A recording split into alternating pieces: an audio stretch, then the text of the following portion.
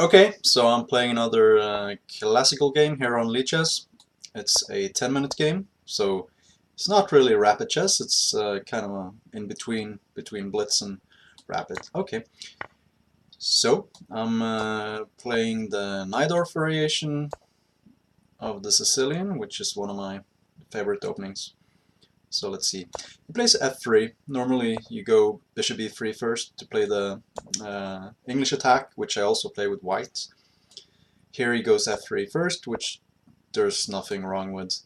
Castle, this sets a trap, because if white plays g4, which is an inaccuracy, then black goes d5, which sometimes happens. People don't know about this trick. So here, I've been experimenting with this move lately, a5. When I saw Peter Swidler play it in one of his videos, actually white usually goes bishop b5 there, and the reason is that I think this one gets a bit awkward once I get to play a3 and weaken his dark squares in front of his king.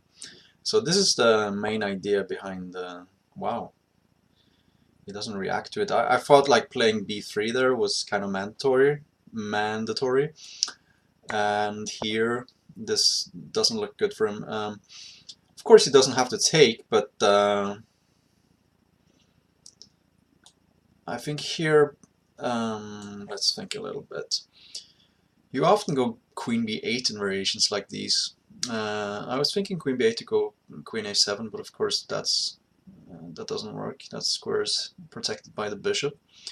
So somehow I need to get my queen into the action. It's not so easy when his knight's on b3. Maybe I can even consider just capturing the knight, just so I can enter with my queen. Actually, that doesn't... It's not... kind of interesting.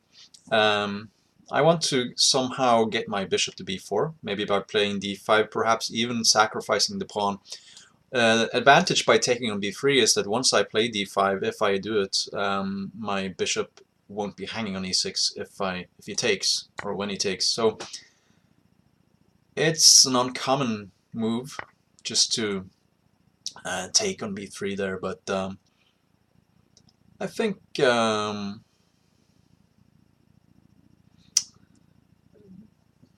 this has some merit, because I get to activate my pieces somehow. I suspect he's gonna take on b2 with the queen, and he doesn't. This is very surprising, actually, because I think like knight c6 to b4 is trouble, and also d5.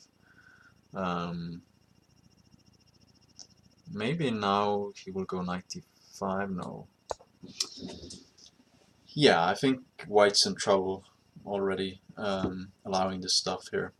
Even just allowing, you know, a4, a3, just softening his king position. Like, look at my king there.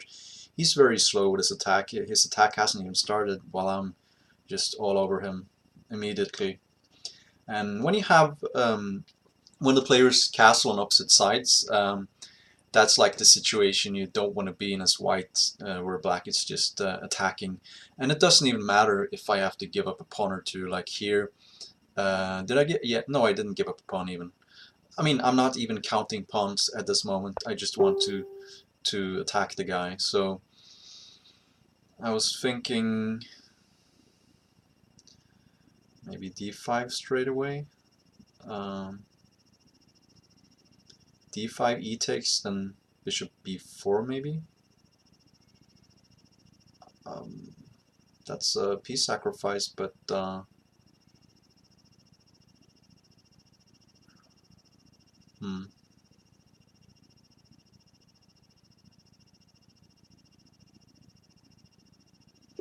can even consider knight b4. Then he will...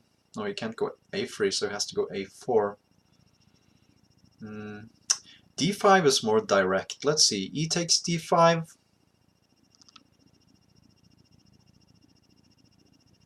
Maybe some other move rather than bishop b4. I'm not sure if I do have to sacrifice anything here.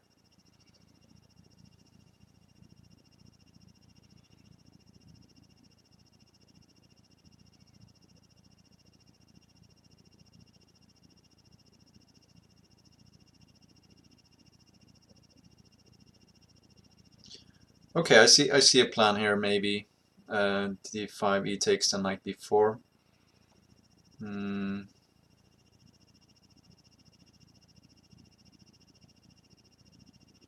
No, then bishop a3. I was thinking. And then knight b4. Maybe. Maybe bishop a3 and then bishop b4. Okay, let's just do it. See what happens. Bishop a3, then bishop b4. Because if bishop a3, king c2, I can check him with knight b4 or something, maybe even check with knight d4. I don't really believe that. There should be some way of breaking through here.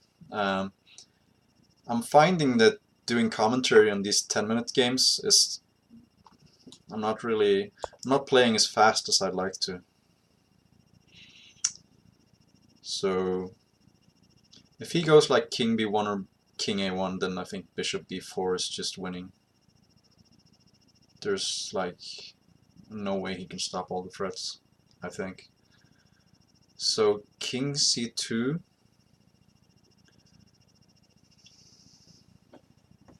Then what? Have a bunch of checks if I want to. Now this one, I was thinking. Because no, he doesn't have time to play a4, I just take on c3 and with it attacking his queen. So what does he do here? If he goes like, yeah, rook c1,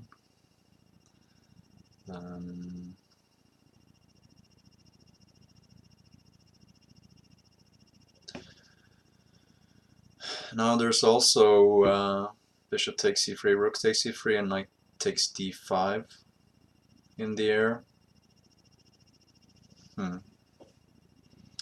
So many great moves here, I think.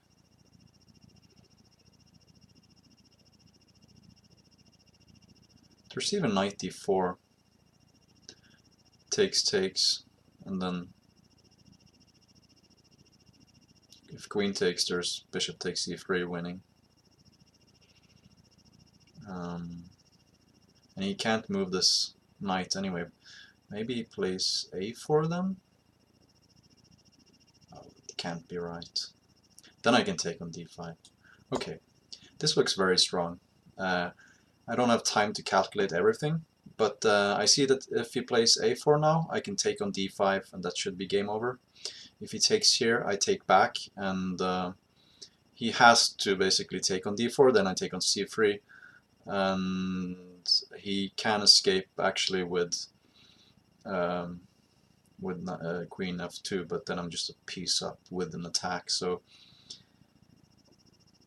this should be game over at this point. Maybe he can go bishop c4, but then like after bishop c4, if nothing else, I can just play b5, winning at least a piece, I think. Yeah, well, okay, bishop c4, b5, g5, but come on, I mean, that can't be right. I can take on c4, he takes on f6, I take on b3, and yeah, it's just over. So I think his position just collapsed here. Don't really see a defense.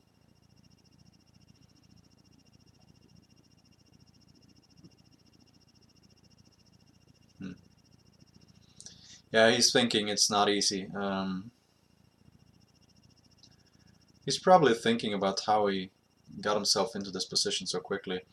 But actually, that shows kind of the sting of this a5 move, because yeah, bishop b5 is the main line, and a lot of people play that because they know it's the main line. But if you haven't seen this move before, it's very easy to just allow stuff like this. You know, a4, a3 doesn't look that dangerous because, like he did, he can ignore it, and then I take on b2. But okay, rook c2. Yeah, I think a lot of moves win here. It's pretty much can pick any move here, and they're all winning. So taking on c2 course it wins. I mean, he can play king c2, but then bishop takes c3 and rook c8, bishop c4, queen takes a2, stuff like that. I can even take on d5 here, and that also seals the deal. Maybe taking on d5 is stronger. I mean, taking on c2 wins by force, that's clear, but maybe taking with the knight on d5 is the cleanest, even. Maybe he gives up his queen, like knight takes, bishop takes, bishop takes. I mean, it's winning, but okay, let's do this. This is simple enough. King takes c2, and okay, so he just gives up his piece. It's kind of unnecessary, but I'm just a rook up.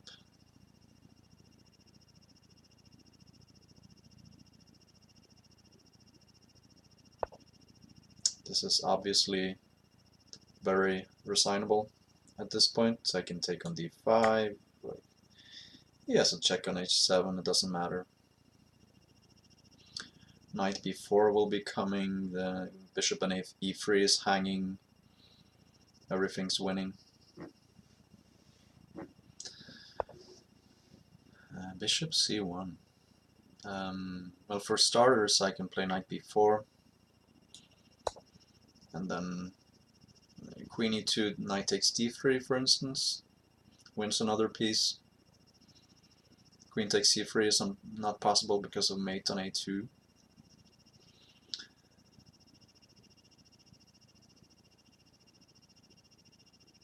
He should be resigning by this point, to be honest.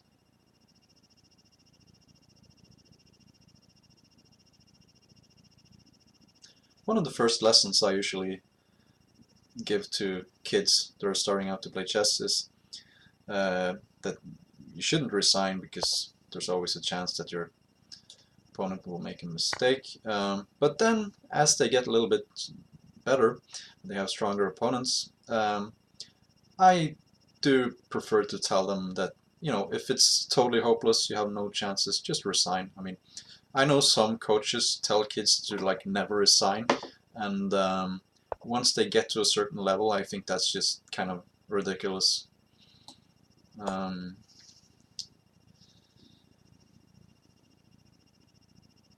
And like stuff like this, I'm 2300 rated, and I'm like a piece and a rook up.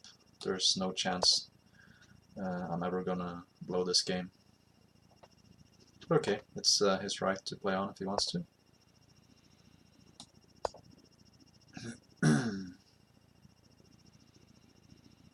And his pieces are still dropping like flies. Yeah. Something like... Okay, I can do anything I want really. I can go here. If he plays b4, I can take it with my bishop. Otherwise, I'm just taking b3 next. So, if he goes queen b2, I just move my bishop. Okay, so he resigned. He wants a revenge. Not right now. I want to analyze this game a little bit. I always use the feature on Lichess where you can ask for a computer analysis, which is kind of you can learn stuff from that. Like, it gives you a summary of how many inaccuracies, mistakes, and blunders you made, and it gives you a score of your average centi-pawn loss. So it's helpful. It uses Stockfish 8, which is pretty much the strongest chess engine in the world. So here he played a slightly funky f3 move order, but it doesn't matter. It pretty much ends up at the same. And here it's interesting to note that g4 is met by d5 very strongly because of e takes d5 Knight takes d5, knight takes d5, and then bishop h4 check. So a5, and here bishop b5 is pretty much the main move that everyone plays, and then you go knight a6, aiming for knight c7, stuff like that. I definitely enjoy black's position there. It's a little bit different than the usual line of b5 and g4 and so on that you've probably all seen. And this is a mistake. The computer is not marking this as a mistake or inaccuracy or anything, but it's definitely a mistake allowing this. Then a3, and of course here he should play b3, but he's already, his king position, his queen side is already softened up on the dark squares, so if he plays b3, I play maybe queen a5 with ideas like rook d8 and d5 and bishop coming to b4. It's I'm just much faster on the queen side than he is on the king side. So g5 is just ignoring all of this, and that's also a mistake.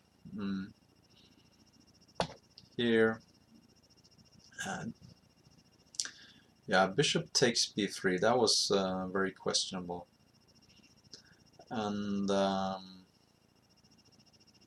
you see on the computer evaluation here that this is a big mistake by me, obviously.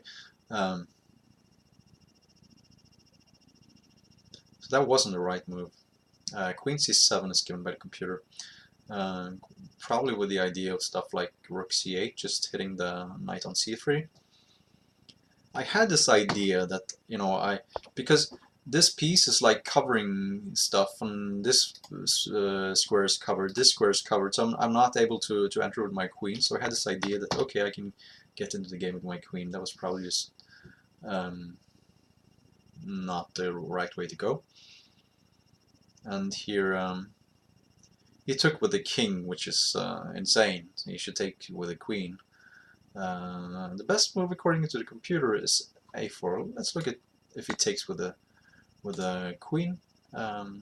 Still gives a nice plus for white, but I don't really believe it's like one pawn. Yeah, I'm a pawn.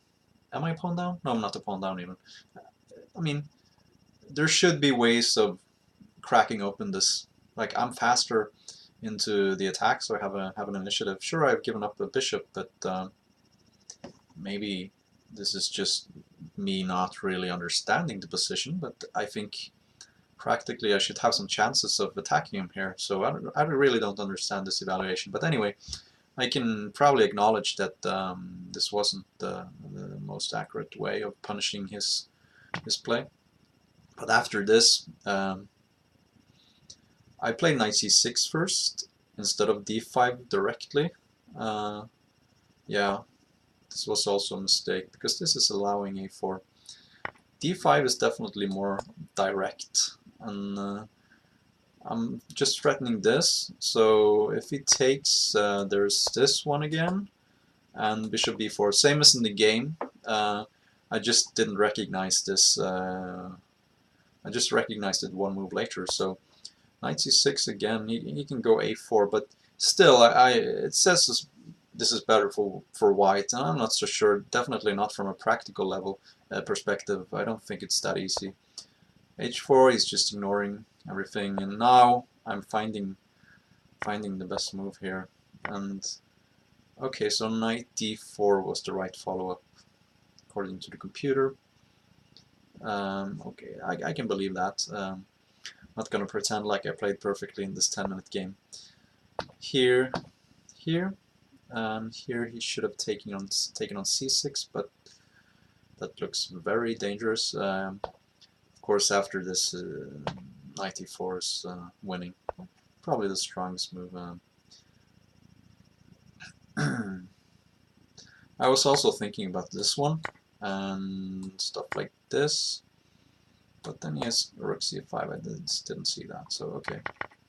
Good thing I didn't play it. But knight e4 is just very strong. He can't really take, or that probably is the best move, but then I just take here and he has to give up a piece, something like this. Whoops. So there's really no move for him here. I'm threatening all kinds of stuff, like taking on d5 and taking on c3. So yeah, the rest is not so interesting. Taking on c2 was actually the strongest move according to the computer. I was also just thinking about this. Then I thought maybe he can even do like this and check probably and take here. And of course it's, I mean, it's -9, so it's obviously winning, but the game doesn't like just end and checkmate immediately, so he can play on with 2 pieces for a queen, even if it's hopeless. Here it's just very easy. And this, and he had seen enough. It's a mate, forced mate in 9. So I think even if this wasn't a very it was kind of a one-sided game, but and even if I didn't find the very best continuation, I think it's instructive to see like how quickly his position collapsed after he just allowed this a4, a3 stuff. It really shows the ideas behind the a5 move and the Najdorf, which is an interesting line. So I will definitely, I'm hoping to get to play that in a tournament game sometime. It's kind of a new addition to my repertoire. Anyway, so thanks for watching, and until next time, see you.